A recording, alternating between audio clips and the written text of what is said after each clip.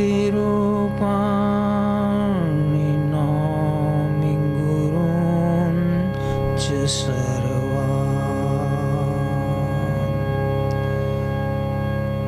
विश्वं दर्पणदृश्यमाननगरी तुल्यं निजान्तर्गतम्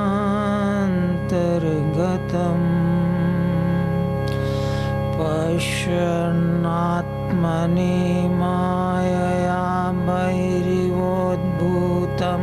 यथा निद्रया यः साक्षात् कुरुते प्रबोधसमये स्वात्मानमेवाद्वयम् तस्मै श्री गुरुमूर्तये नमः। इदं श्री दक्षिणामूर्तये।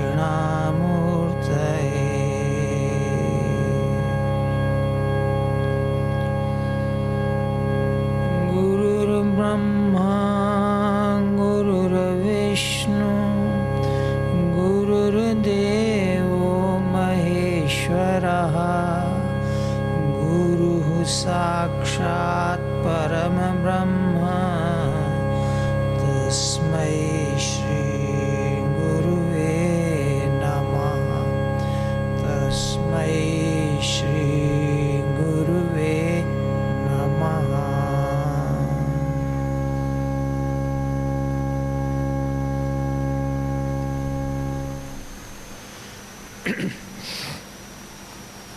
ये 1 वर्ष हुआ पिछला दशहरा और 1 साल के बाद ये आज का दशहरा।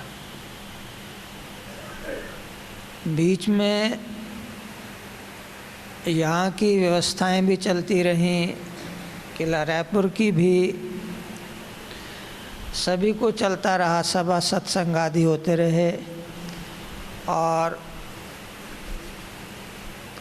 ये प्राणी ऊपर भी रहा हिमालय के दुर्गम क्षेत्र में, और वहाँ की खबरें भी शायद आप तक पहुँचती ही रहीं, जैसा हमें पता लगा है। बहुतों के मन में ये जिज्ञासा रही कि वहाँ कैसी व्यवस्था होगी, कैसे वहाँ पर ये शरीर रहता होगा, खान पान की, रहने की, बरसात की, सर्दी गर्मी की व्यवस्था कैसी होगी। तो इसमें कोई शक नहीं है कि व्यवस्था बिल्कुल बहुत बढ़िया थी, अति उत्तम, बिल्कुल दो राय नहीं कि ऐसी व्यवस्था जिसकी कल्पना नहीं कर सकते। हाँ, ये कल्पना नहीं कर सकते, लेकिन जैसी यहाँ है वैसी बिल्कुल भी नहीं। हाँ, भौतिक साधनों को लेकर जैसी यहाँ व्यवस्था है वैसी बिल्कुल भी नहीं, लेकिन बहुत ही शानदार।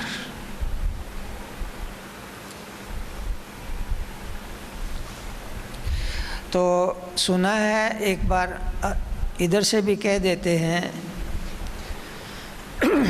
जो मेन रोड है, रास्ता है जिससे गाड़ी के द्वारा जाया जाता है,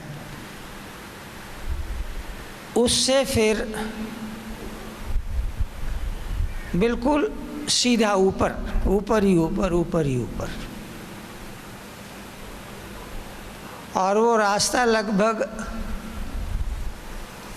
15 किलोमीटर तक। रास्ते में कोई दुकान नहीं है, कोई पड़ाव नहीं है, कोई गांव नहीं है, बिल्कुल जंगल ही जंगल है। बड़े बड़े पेड़ हैं और नीचे एकदम दरिया बह रहा है, वो गंगा में जाकर मिल जाता है। फिर एक गांव आता है और गांव से भी फिर और ऊपर लगभग 3 किलोमीटर, 2.5-3 किलोमीटर घने जंगलों में, वहाँ पर ये गुरुचेतन जी पहले ही वहाँ पर चले गए थे। उनके साथ ही वहाँ पर रहने का है। दूर दूर तक, जैसे रात को ना बत्तियाँ रोशनियाँ चमकती हैं, अंधेरा हो तो चंद्रमा की ही रोशनी होती है यदि वो चंद्रमा है, नहीं तो बिल्कुल अंधकार है, दूर दूर तक कोई रोशनी नहीं। हाँ, गांव में लाइट है लेकिन वो भी इतना नीचे है, दूर है कि वो भी रोशनी नहीं पहुंचती है।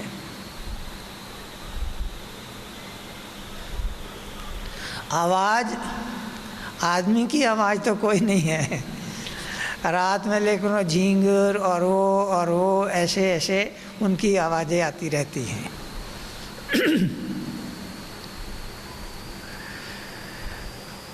झरने हैं, पेड़ हैं, पत्थर हैं, सीधा रास्ता तो है नहीं, ऊंचे नीचे हैं, लेकिन एक प्रकार से देखा जाए वो रास्ता कठिन है, काफ़ी कठिन है बहुत लोगों के लिए, लेकिन वहाँ पहुँचने का एक रास्ता बहुत सरल भी है, आसानी से पहुँच सकते हैं उस वहाँ पर जहाँ वो रहते हैं, वहाँ पर पहुँच सकते हैं बहुत आसानी से, सरल रास्ता। और दूसरा है अति कठिन रास्ता। यदि पहुँचना चाहते हैं तो कौन सा रास्ता चुनेंगे? है सरल रास्ता ही चुनने होंगे। हाँ, यदि कोई सरल और कठिन दोनों रास्ते चुन सकें वो विशेषता है, लेकिन पहले तो सरल रास्ते पर चलने का अभ्यास हो और फिर धीरे धीरे इतनी ताकत आ जाए कि कठिन रास्ते पर भी चल सकें तो और भी विशेषता है। हाँ, तो वो बात करेंगे वो कौन से रास्ते हैं। इसी बीच में एक थोड़ी सी बात याद आ गई।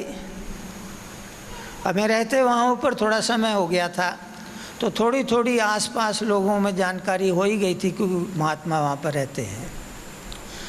तो यहाँ पंजाब का ही एक सज्जन, वो हर साल गौमुख जाते हैं, वो वहाँ पर गंगोत्री से गौमुख तो दौड़ते हुए चले जाते हैं, कहते अपने वहाँ पर भी जाएंगे जहाँ महाराज जी हैं। तो नीचे किसी तरीके से उनको पता लग गया कि उधर वहाँ पर इतनी दूर पर है, तो कहते चलो चलते, क्या बात है, कितना भी कठिन होगा पहुँच जाएंगे। और रास्ते में उन्होंने साथ में एक गाइड भी ले लिया। तो सुबह चले शुरू में, लेकिन वो जो जाते आते समय तो थोड़ी उतराई भी आती है, लेकिन जाते समय तो थोड़ा बराबर थोड़ा फिर चढ़ाई, फिर बराबर फिर चढ़ाई, फिर बराबर फिर चढ़ाई, उतराई तो है ही नहीं समझो। तो चलते चलते चलते बड़ी मुश्किल हो गई। तो किसी तरीके से वो गांव तक पहुंच गए। सुबह से चले हुए थे तो लगभग उनको 2-3 बज गए होंगे, गांव पहुंच गए। उसके बाद फिर उनके साथ जो व्यक्ति था वो नीचे से पता कर लिए, कहाँ के, तो वो झरना है, आप गांव से झरने की सीधे में चले जाना, झरना ऊपर से दिखाई देता है। तो झरने की सीध में चले चले और एक जगह पर आकर घना जंगल शुरू हो गया, अब कोई रास्ता ही नहीं है। अब पूछते हैं किधर जाएं कि उधर जाएं कि उधर जाएं। गांव तक और वहाँ तक वो मोबाइल भी काम करता है, ऊपर से बात कर सकते हैं। नीचे से उन्होंने फ़ोन लगाया कि झरने से दिखाई दे रहा है, अब तो घना जंगल शुरू हो गया, कहाँ जाएं? कहते उसके आगे तो हमें भी नहीं पता है। तो बैठ गए वहाँ पर, इंतज़ार करते रहे, को पता ही नहीं, सीधी चढ़ाई इधर इधर। तो काफ़ी देर के बाद एक व्यक्ति आए, उनसे पूछा गया, ऊपर से आ रहे थे अपने जानवर आदि के साथ, तो उन्होंने कहा हाँ उधर है, इस सीधे में सीधे चले जाओ ऊपर। रास्ता तो नहीं, इधर से सीधे चले जाओ ऊपर, ऐसी चढ़ाई है वहाँ पर, बिल्कुल ऐसे। तो करते करते वो लगभग हमें गुरचेतन जी ने बाद में बताया, शायद 6 बज गए होंगे। तो वहाँ पहुँचे, कहते हमने महाराज जी के दर्शन करने हैं। तो गुरचेतन के महाराज जी तो ऊपर चले गए। नीचे थोड़ा गुरचेतन जी रहते हैं, हम थोड़ा सा ऊपर है, तो दोपहर को नीचे कभी आ जाते हैं, लेकिन ऊपर चले गए। तो इतना वो करते रहे, कहते नहीं जी अब वो चले गए हैं, अंदर चले गए हैं, अब हम उनका दरवाज़ा नहीं खुलवा सकते। तो बैठे रहे आखिर। तो इतना करने के बाद फिर वहाँ से करते करते थके हारे वापस सीधे वैसे ही आ गए। ये कठिन रास्ता था, लेकिन गुरचेतन भी पक्के हैं। और हम अपने कुदरती अपने बैठे हुए थे, शायद कभी नीचे आ भी जाएं, लेकिन उन दोनों मान ही नहीं हुआ कि नीचे आए। तो ये रास्ता थोड़ा कठिन है। एक रास्ता सरल है, उस रास्ते पर चलेंगे तो कठिन रास्ता भी शायद कभी तय हो जाए। वो रास्ता है, यदि हमें पता लग जाए कि गुरु का वास्तविक स्वरूप क्या है, उस रास्ते पर चलें। यदि मार्गदर्शक को केवल हड्डी मांस का शरीर ही समझते रहें कि भाई ये शरीर है, अब वो चला गया, अब वो दूर हो गए, तो नहीं पहुंच पाएंगे। तो जो सही रास्ता है, वो सरल रास्ता क्या है, सीधा रास्ता कौन सा है, वो सही रास्ता है, उसको समझ लें और उस पथ पर यात्रा करें तो पहुंच जाएंगे। बाहर से भी फिर पहुंचना संभव हो जाएगा।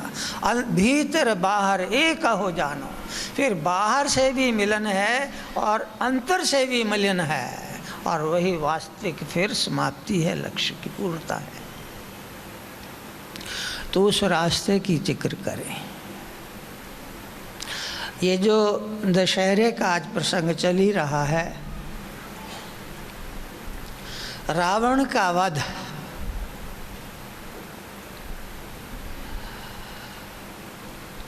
और बहुत सी सेना है उसकी, रावण की, और मुख्य मुख्य खास खास व्यक्ति उसके साथ के, रावण का साथ देने वाले कुंभकर्ण है उसके भाई, और मेघनाथ है। तो ये कौन कौन है? रावण क्या है? ये अहम ही है, हौम्य ही है, और यही एक दीवार है जो हमें परमेश्वर से मिलने नहीं देती। गुरु का जो वास्तविक स्वरूप है, ये शरीर गुरु का वास्तविक स्वरूप नहीं है। शरीर तो गुरु द्वारा है, इस द्वारे के भीतर इसके साथ माध्यम से गुरु के वास्तविक स्वरूप तक पहुंचा जा सकता है। तो नहीं पहुंच सकते, कारण क्या है? अहंकार है, हौमे, और क्या है? मन है जो चालाकी करता है, तरह तरह की उल्टी सीधी योजनाएं बनाता रहता है, और कुंभकर्ण है जो प्राणों का इंद्रिय छिद्रों से बहिर्मुखी वेग है। वह ये तीन फतेह हो जाएं,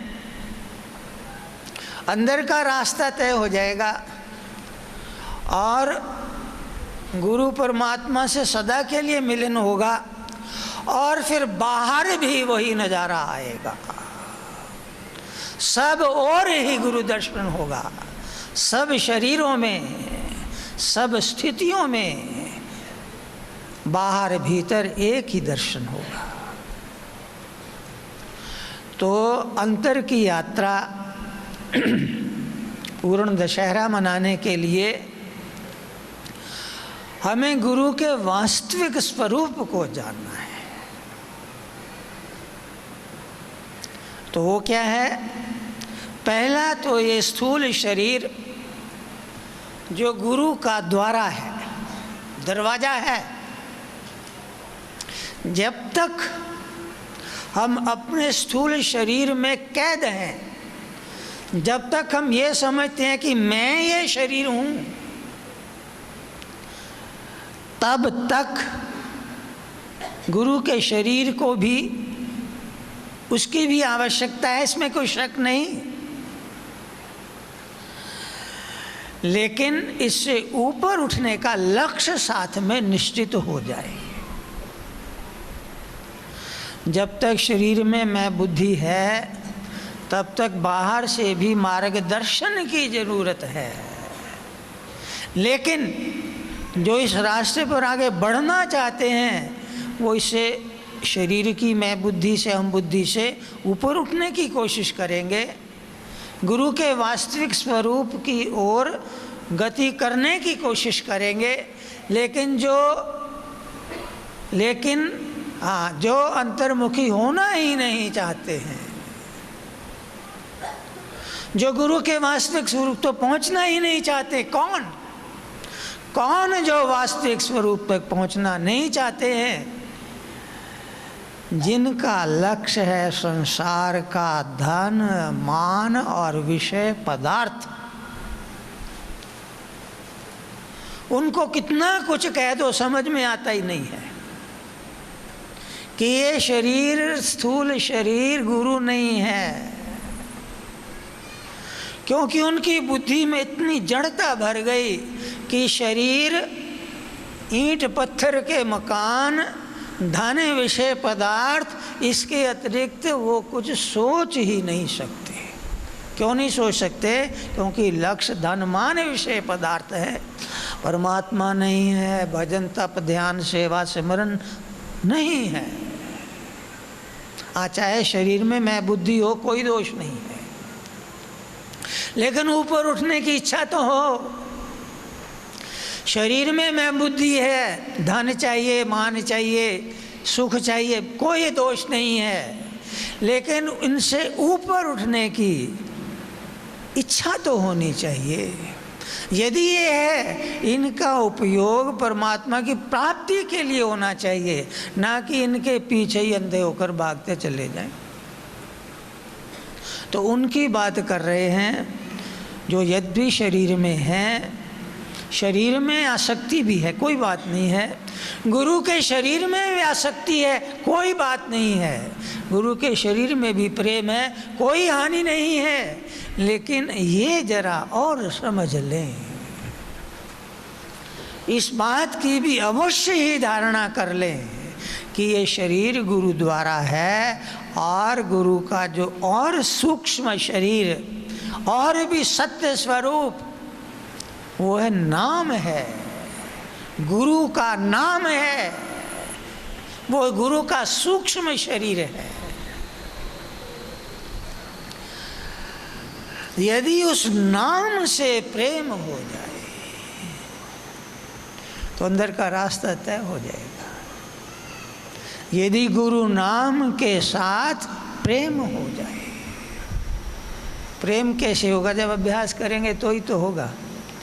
यदि बार बार श्वास श्वास जाप करेंगे, नियमित जाप करेंगे, मन लगे ना लगे, 1 घंटा कम से कम शुरू में ही कहते हैं, फिर चलते फिरते भी हो 1 घंटा रहो और जी कहे और करें और करें। किसका?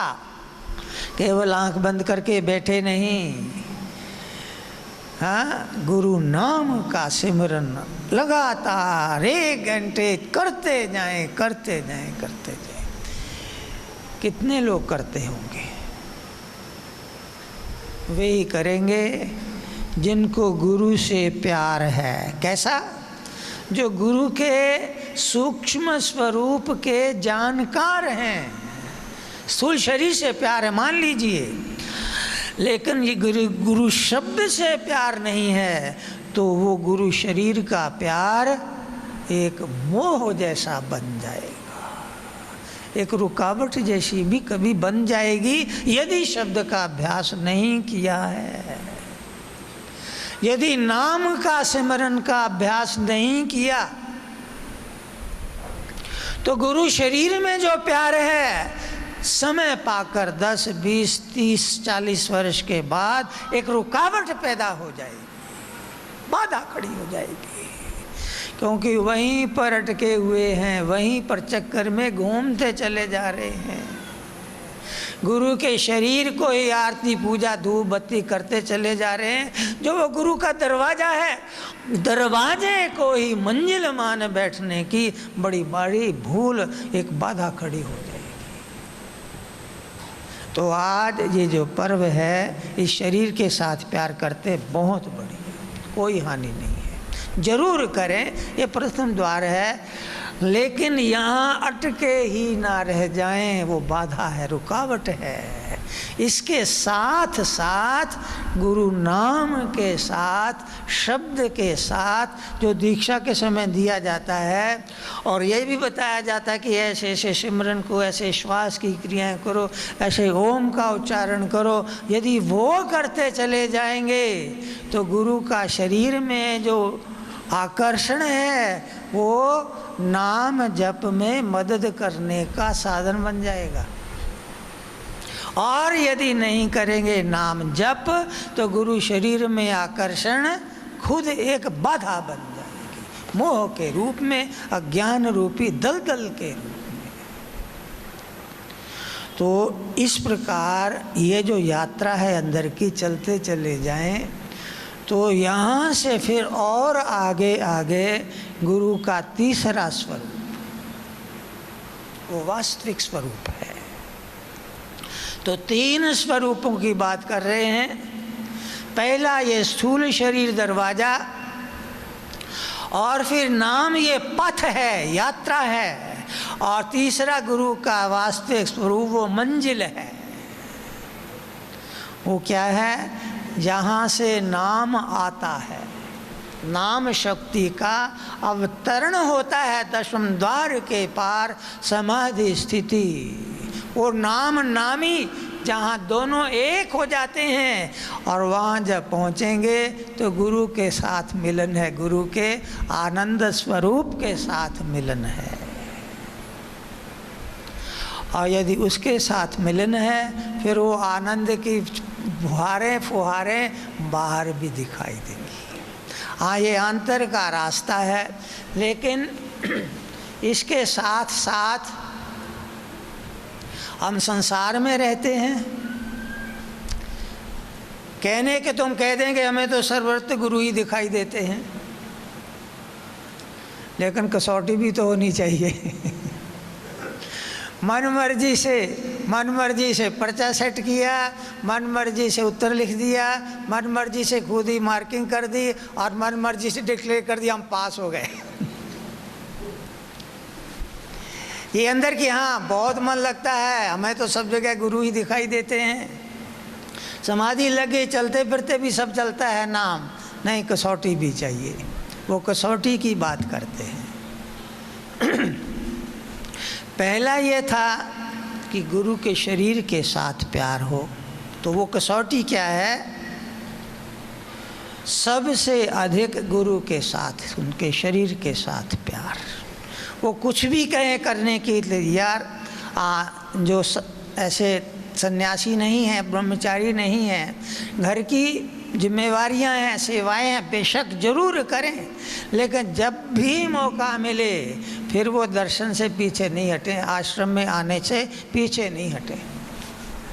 जैसे 2-4 पर्व होते हैं, संक्रांति की सभा होती है, यहाँ रविवार की सभा होती है, तो जब भी पर्व मिले, जब भी मौका मिले, गुरु दर्शन के लिए, सत्संग के लिए जरूर आएं। गुरु दर्शन का मतलब है सत्संग, और घर बैठे भी करते रहें, ये पहले नंबर पर है। दूसरे नंबर पर, हाँ वो तब तक है जब तक शरीर में आकर्षण है, सत्संग पूर्वक गुरु दर्शन, केवल माथा टेक लिया बात नहीं बनेगी। सत्संग पूर्वक सत्संग करें, और नहीं है तो मौन चुपचाप बैठकर वो उनकी बात सुनते रहें, उपदेश सुनते रहें, जप करते रहें। दूसरे नंबर पर जो गुरु का जो और थोड़ा सा बाहर की ओर व्यापक होता हुआ स्वरूप है, जैसे शरीर के अंदर चेतना जाती है तो नाम चलने लगता है। दूसरा गुरु का सूक्ष्म स्वरूप कौन सा बताया था? गुरु का जो नाम है, जब वो नाम शरीर के अंदर प्रविष्ट होगा तो जितना अंदर जाएगा उतना ही हमारी चेतना का विकास बाहर भी होगा, निश्चित होगा। यदि बाहर चेतना का विकास नहीं हुआ है और अंदर भी नहीं, इसका मतलब यदि के अंदर तो हो गया बाहर नहीं हुआ, ये गलत है, झूठ है। जैसे वो पीछे जितना पीछे खींचेंगे बाण उतना ही आगे, गोली मारते जितना लगता है कंधे पर और गोली फिर आगे जाती है, जितना छलांग नीचे दबाव पड़ता है पैर का उतना ही ऊपर को उठ पाते हैं। इसलिए जितना अंदर चलेंगे, जितना नाम चलेगा अंदर, गुरु के सूक्ष्म स्वरूप के साथ जितनी चेतना जुड़ेगी हमारी, उतना ही उस चेतना का प्रकाश बाहर भी होगा। बाहर का मतलब क्या?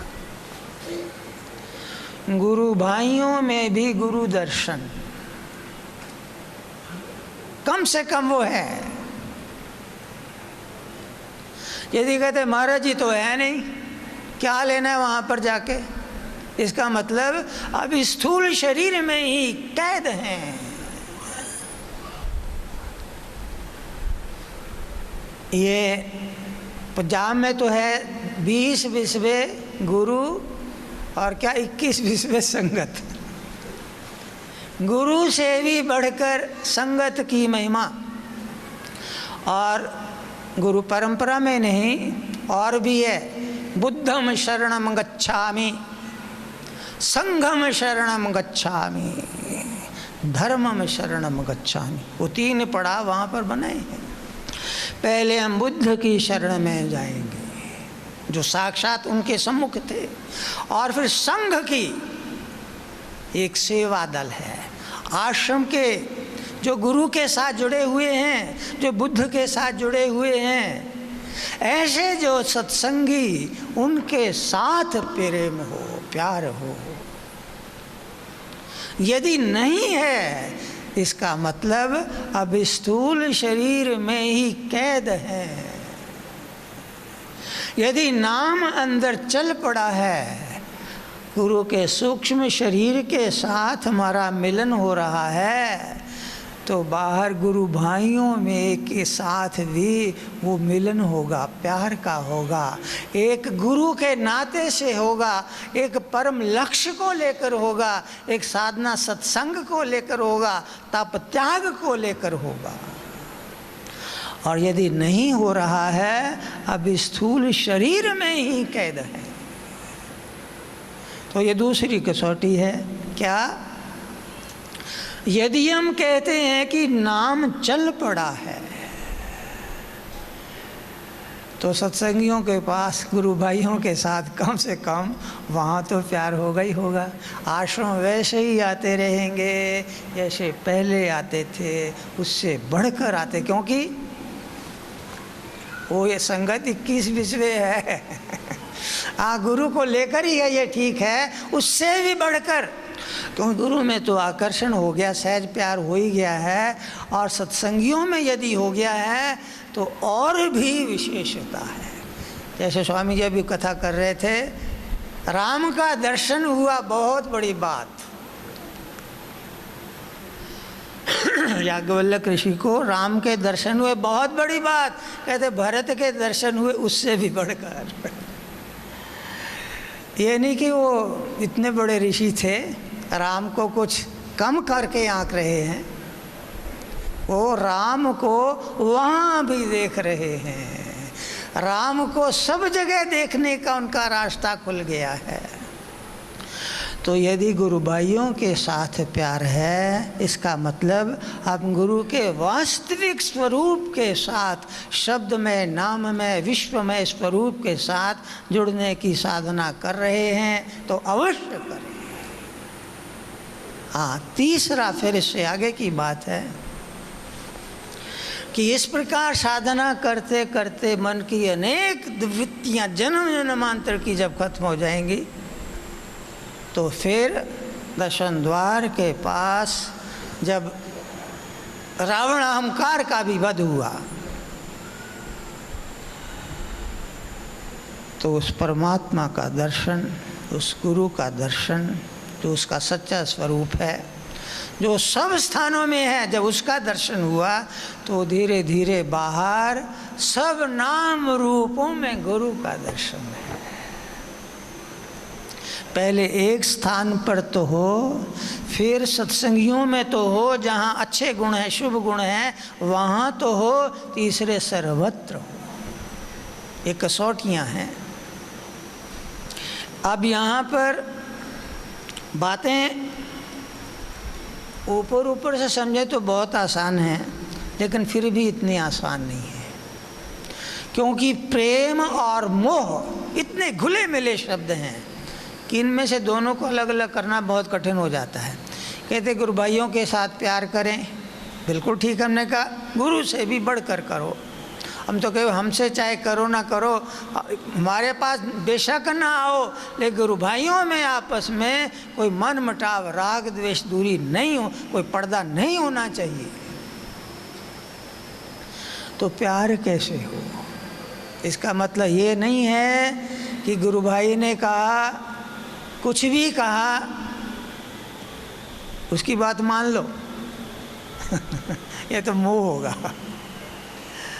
यदि अमुक गुरु भाई गलत बात कर रहा, कह रहा है, गलत बात का हठ कर रहा है, बिल्कुल नहीं मानो, यदि उसके साथ आपका प्यार है। घरों में तो ऐसे ही होता है।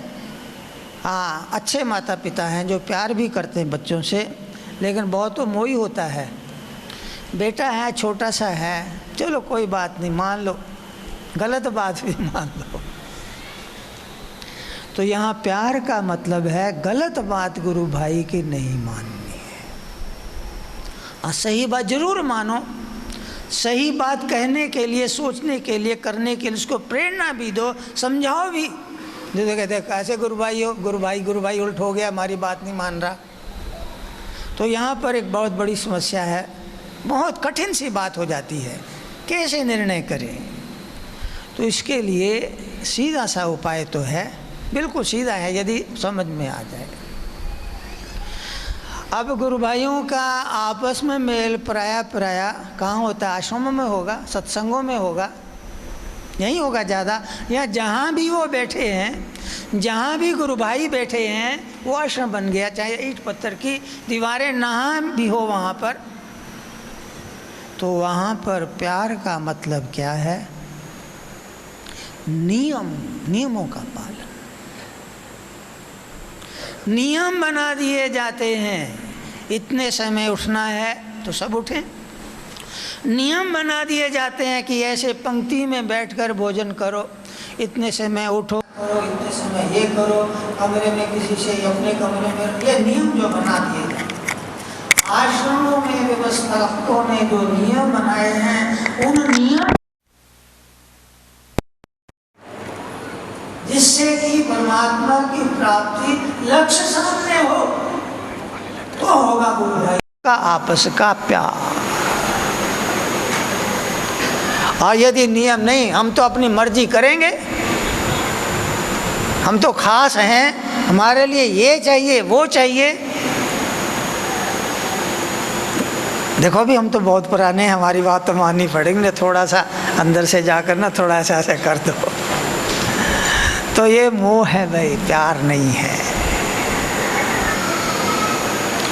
गुरु भाइयों में प्यार है, इसकी कसौटी क्या है? जो भी आश्रम के, जो भी सत्संग के नियम हों, उनको पालन किया जाए। जैसे अब किला रायपुर की बात चली है, वहाँ पर ट्रस्ट बनाया हुआ, महाराज जी की ओर से बनाया हुआ है। ट्रस्ट ने कुछ नियम बना दिए, ऐसे करना ऐसे करना ऐसे करना। आज सब कुछ हमारी जानकारी में होता रहा, हमें एक एक बात की खबर होती रही वहाँ पर क्या है। और जो उन नियमों का पालन करते हैं वो गुरु भाइयों के साथ प्यार कर रहे हैं। और नहीं तो गुरु भाई करता है मेरे कहना होना चाहिए, मेरी मर्जी के अनुसार होना चाहिए, वो शत्रु हैं आपस में, परमार्थ पथ से विमुख हो रहे हैं, उल्टा जाने की कोशिश कर रहे हैं। क्योंकि उनको ना तो गुरु के वास्तविक स्वरूप का बोध है, ना नाम के साथ प्यार है, और इससे सबसे बढ़कर परमात्मा की प्राप्ति लक्ष्य नहीं है। धन मान विषय पदार्थ यही लक्ष्य रह गया।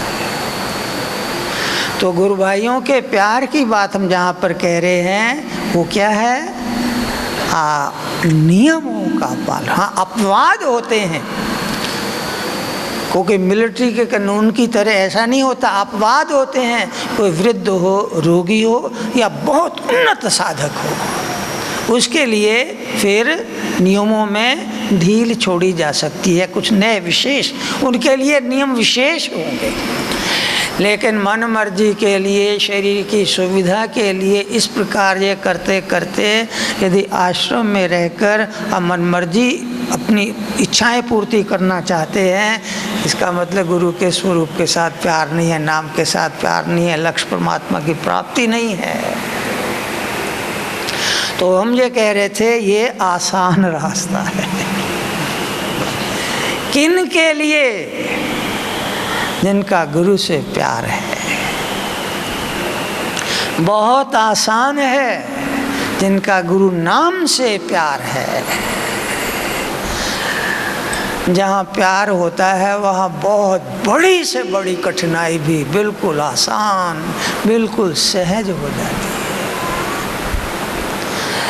ऐसा ना सोचें कि एकदम छलांग लगाकर ऊपर चले जाएंगे। हमें तो बस गुरु के स्वरूप अंदर ही अंदर बिल्कुल पूरा पता लगता है, वो सर्वव्यापक है। वो बीच की इतनी बड़ी घाटी कैसे तय करेंगे? ये जो इतना नाम रूप है, इनके साथ यदि प्यार नहीं है तो विश्वातीत परमात्मा जो गुरु का वास्तविक स्वरूप है उसके साथ कैसे मिलन हो सकता है? तो कौन से शत्रु हैं? एक अहंकार है, दूसरा मन है, तीसरा बहिर्मुखी प्राणों का वेग है। कौन? एक रावण है, एक मेघनाद है, और तीसरा कुंभकर्ण है। और इनमें सबसे खतरनाक वो मेघनाद ही है, मानी है। ये मन मर्जी से उल्टा सीधा छलिया चला के कुछ ना कुछ उल्टा सीधा सोच ही लेता है। ये अंदर का रास्ता, ये जो शब्द भी चला भी नहीं, नाम सिमरन अभी शुरू भी नहीं हुआ, और कहते हमारा तो चलते फिरते भी चलता है। खैर इसकी चर्चा हम नहीं कहेंगे। तो थोड़ा थोड़ा यदि आप सचमुच चाहते हैं कि ऐसा मिलन हो गुरु के साथ कि वो सदा ही बना रहे, तो ये सीधा रास्ता, सरल का मतलब आसान भी नहीं होता है, सरल का मतलब होता है सीधा रास्ता। वो गुरु के शरीर के साथ प्यार हो, उसके साथ नाम के साथ प्यार हो, अंदर ही अंदर करते करते और बाहर की कसौटी पर उसको कसते कसते, और फिर धीरे धीरे जो अंदर समाधि स्थिति प्राप्त होती है, और फिर वहाँ से फिर अवतरण होके एक और रास्ता जो बाहर तक फैलता चला जाता। सचमुच वो कठिन है, इतना आसान नहीं है। और वो रास्ता जो ऐसा विशाल लक्ष्य है, जिन्होंने इतना विशाल लक्ष्य स्थापित किया है, जिसको कहते हैं महायोग, अंदर ही अंदर जाते हुए सब सीमाएं बंधन तोड़ते हुए कि नीचे धरती तत्व तक, पृथ्वी तत्व तक भी हम परम गुरु तत्व को अवतरित कर सकें, उनके लिए ऊपर के वहाँ पर वो जंगलों में भी स्वागत है। दरवाजे खुले हुए हैं, लेकिन पहले आसान रास्ता, सीधा रास्ता तय कर लें, उसके बाद फिर सीधी चढ़ाई, वहाँ पर भी पहुँच सकेंगे। तो अभी इतने कह के समाप्त करते हैं, और फिर धुन लगाएंगे, हैं राम की धुन लगाएंगे सब मस्ती में साथ साथ।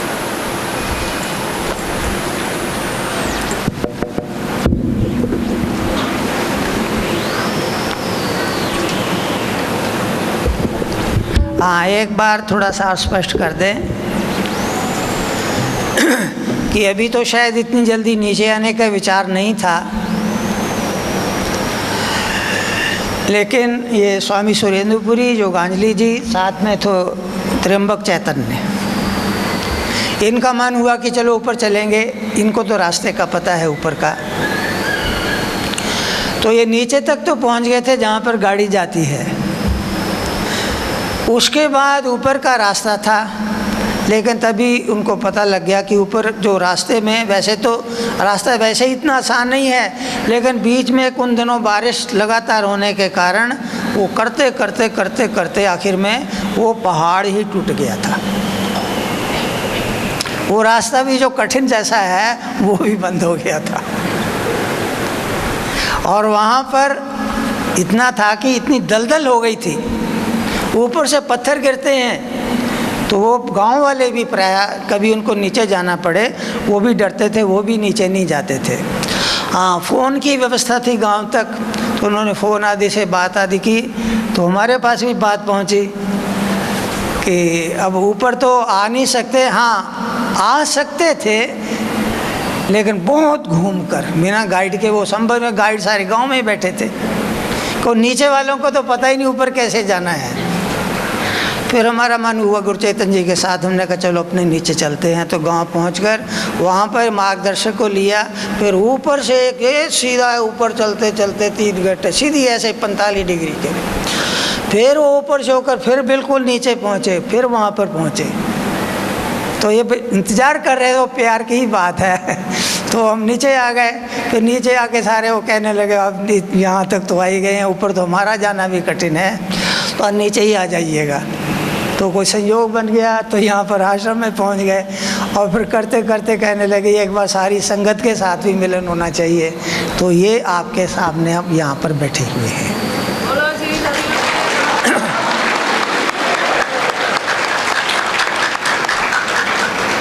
हाँ, विचार ऐसा है कि फिर दोबारा जल्दी जाएंगे। इसकी तालियां तो नहीं बजाई आपने। लेकिन कभी ऐसा जैसे प्यार बढ़ता जाए, जिस प्रकार ये हमें देखकर खुशी हुई है कि यहाँ पर साधना, सत्संग, शिविर आदि आदि बहुत बढ़िया चलते रहे हैं, कि रायपुर की व्यवस्था भी बहुत कुछ ठीक होती चली जा रही है, इसकी हमें और भी ज़्यादा खुशी है। तो यदि इसी प्रकार ये आगे यात्रा चलती रही, ये आश्रम की व्यवस्थाएं बढ़ती रहीं, गुरु भाइयों में आपस में प्यार बढ़ता रहा, वो नहीं तो हो सकता है फिर भी कभी नीचे आ सकते हैं।